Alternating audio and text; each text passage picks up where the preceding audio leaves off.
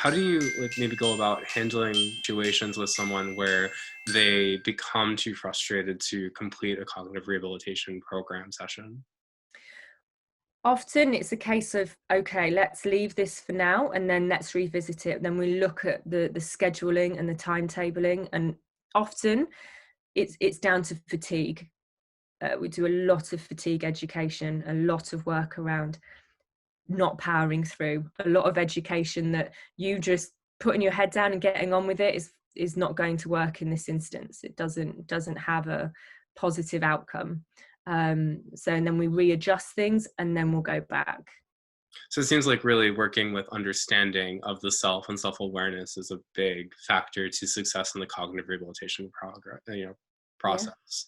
absolutely. And it goes into, whether you're doing a digital based program or you're just trying to get a client engaged with a rehabilitation assistant for social activities, to enable the client to be able to be motivated to engage in it and have the best positive outcomes.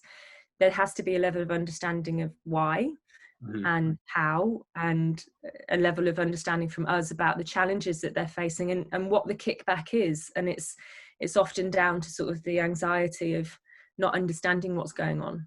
Right.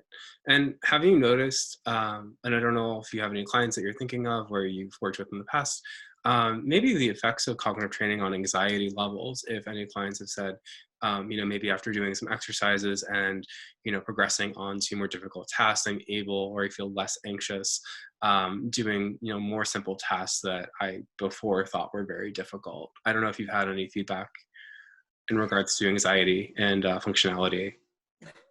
In terms of anxiety, I think not so much anxiety, but more frustration. So they won't understand why it is that they're suddenly finding something more difficult until I say, well, that's because you've gone from level 2 to 6. Right. So the challenges that you're facing are because you're making improvements and moving up to the next level. It's not because you're finding the same level more challenging and you've gone backwards. So again, just feeding back to them what's actually going on. And again, like all of us, clients will have peaks and troughs where they have more energy to do it or they don't, or they, days that they perform well and days that they don't. And we then have a look at what's going on around that. Is there something else going on? Is there a more psychological reason? Has something happened in the family home, or has work become suddenly more difficult? Right.